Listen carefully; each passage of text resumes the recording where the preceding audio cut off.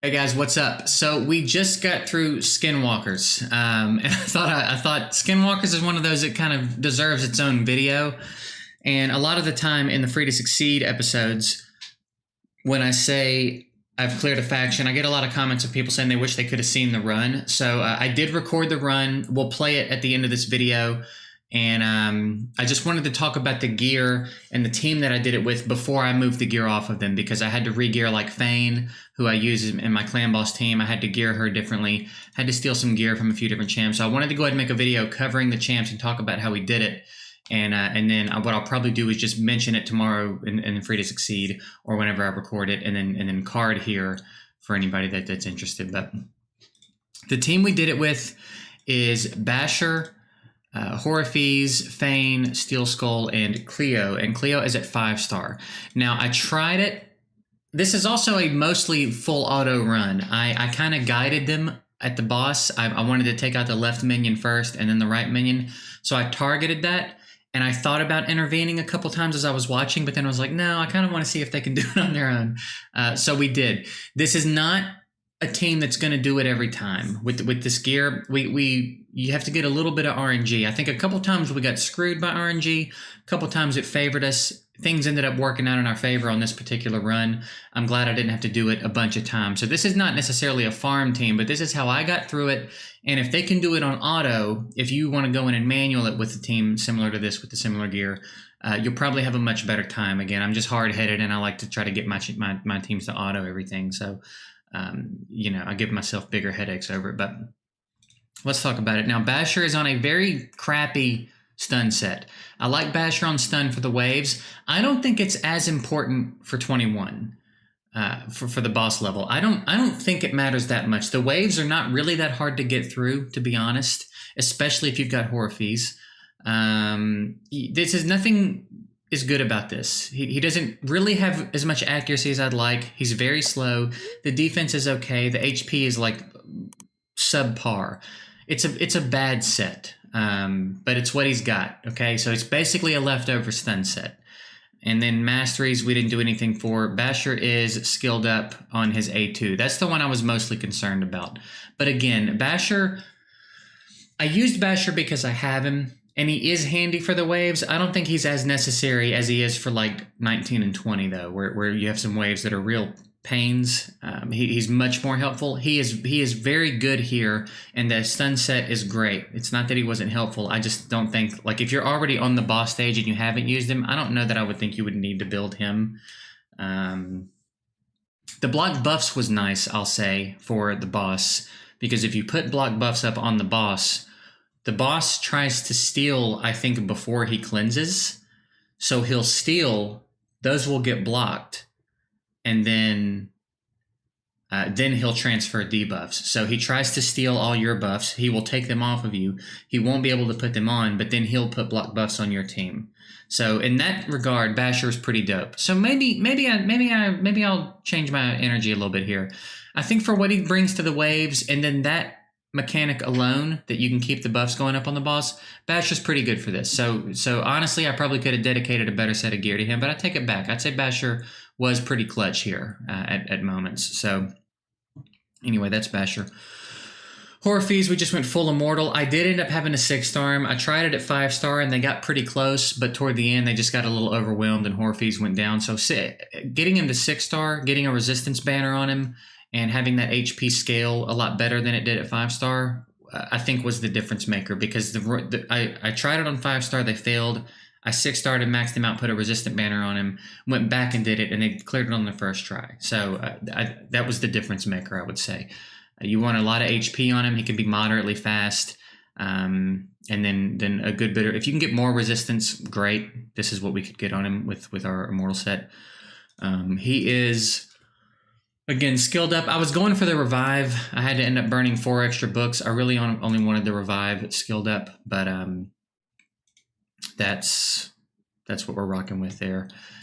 Fane, again, she was built for clan boss. I had to mix her up a little bit, but she's on cruel, perception, accuracy. I just wanted to have enough accuracy to land her debuffs, be speedy enough to contribute, and have some crit stats. You could probably go a little bit tankier on her, but I just had her here pumping out damage. She does some big damage. She's also got War Master, so when you get a War Master proc on top of her damage, it's significant. It's a big chunk of the boss's health.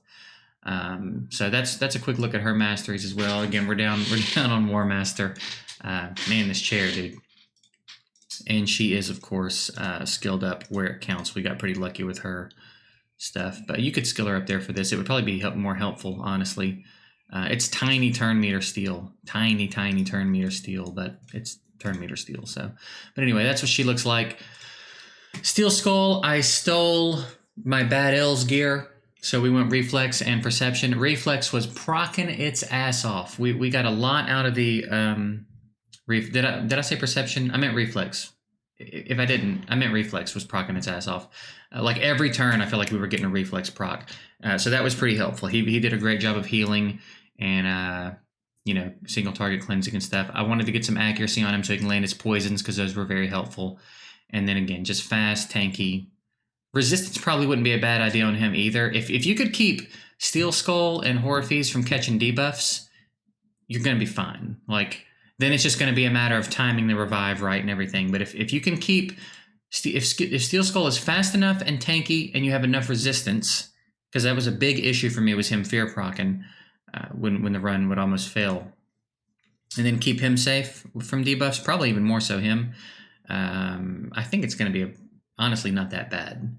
What the kicker here is having Horrorfies. Without Horrorfies, this is a nightmare. Like, and we did it. We've done it before without him, and it's a nightmare. It's an absolute nightmare. So if you don't have him, I feel for you because it's a rough crypt without him. But anyway, that's our Steel Skull. No masteries.